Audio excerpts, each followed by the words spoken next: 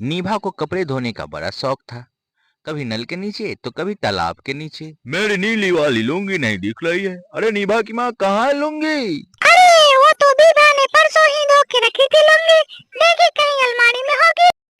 अरे मम्मी वो तो मैंने आज धोई, अभी नहीं चुकी है। अरे कैसे गंदी हो गई? उसे तो मैंने पहना भी नहीं था। इस घर में जितना राशन का खर्चा नहीं है ना, उससे ज्यादा तुम्हारे कपड़े धोने का खर्चा आता है इस घर में। मैं तो परेशान हो गया हूँ इस लड़के से। इस लड़की की शादी करवा दो, शादी, चाहे कपड़े धोने हो घर की या पूरे गांव की, समझे ये?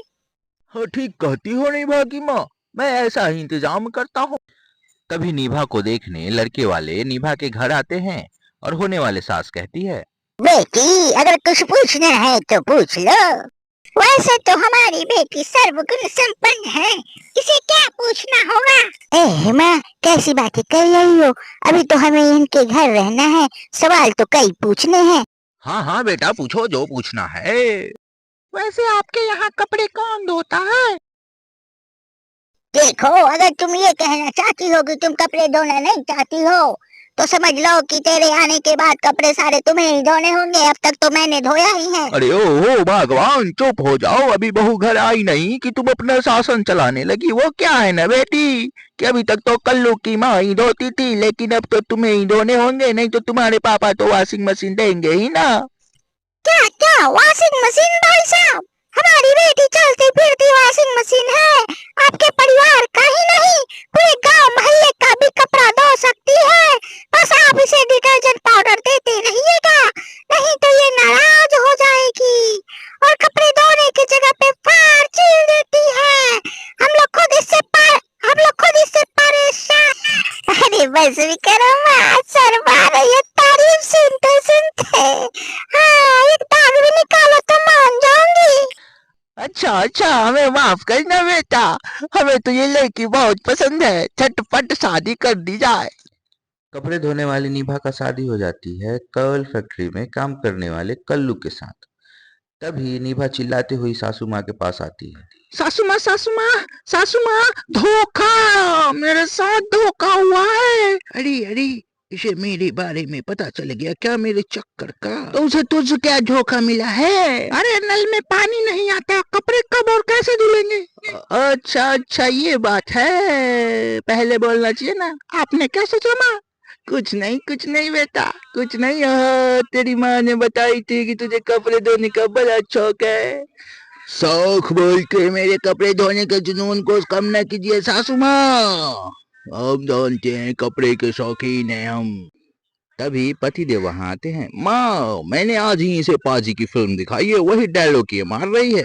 देखो मैं तुझे साफ साफ बताती हूँ, पानी सुबह 4 से 5 और 12 बजे से 3 बजे के बीच में आता है, समझी तुम? ये क्या गोचुओं का मामला है? सुबह 4 बजे कपड़े कौन धोता है? सुबह 4 बजे पानी आती है, तुम टंकी भर लेना, उसके बाद दिन भर कपड़े धोना। ये क्या मजाक है? 200 लीटर की टंकी में कितने कपड़े धो लूंगी मैं? निभा सुबह 4 बजे उठकर दिन भर कपड़े ही धोते रहती है और थकती नहीं है। एक दिन उसकी सास कहीं बाजार में जा रही थी, तभी एक पड़ोसन ने टोका, अरे कल्लू की मैं थोड़ा ये बताओ, हमें 5 साड़ी है, 5 लुंगी है, 5 पैंट है, 5 पैजामा है, इतना कपड़े कौन धुलवाता है? हाँ तो लुंगी धुलाई कितना लोगी? गोबर दिख रहे हम क्या? हमारे पति सरकारी नौकरी करते हैं, हमारे बेटे कोल फैक्ट्री में इंजीनियर है, हम लोग पैसे वाले हैं ना, समझ में आया? मोहल्ले वाले तो यही बतिया रहे हैं कि तुम अपने बहू को कपड़े धोने में लगा दी है, साफ नौकरानी बना दी हो क्या? सास को पड़ोसन की बात सुन करके गुस्सा आता है, वो चिल्लाती हुई जाती है अपने घर पे, दरवाजे पे चिल्लाती है और बोलती है अपनी बहू को, अरे ओ कल्लू की दुल्हन बाहर निकल। माँ मैं यही हूँ, यही आ जाओ, बाथरूम में चादर धो रही हूँ मैं। अरे बाबा अभी हम धोते हैं, तुम बाहर निकलो जल्दी ना, जल्दी जल्दी आओ, पड़ोसन में हल्ला हो रहा है कि मैंने तुम्हें नौकरानी बना के रखा है। अरे छोड़ो ना माजी, किन लोगों की बातों में आती हो अब, मैं अपना काम कर रही हूँ, उन्हें अपना काम करने दीजिए, आप बेकार की बातों को सुनती हैं। लोगों का तो काम ही होता है कि उनकी बहू की बुराई करे और सास को भड़काए ताकि उसकी बहू काम न करे। सास को समझ में आ जाता है कि इसका सनकीपन हम नहीं दूर करा सकते हैं, उसे एक अस्पताल में डॉक्टर के पास लेकर के जाती है। माँ आप मुझे कहाँ लेके आई हो? यही है क्या? इसी का इलाज करना है? आप बताओ इसे क्या होता है? हम इसे ठीक करके भेजेंगे यहाँ से, आप निफिक्र रहिए।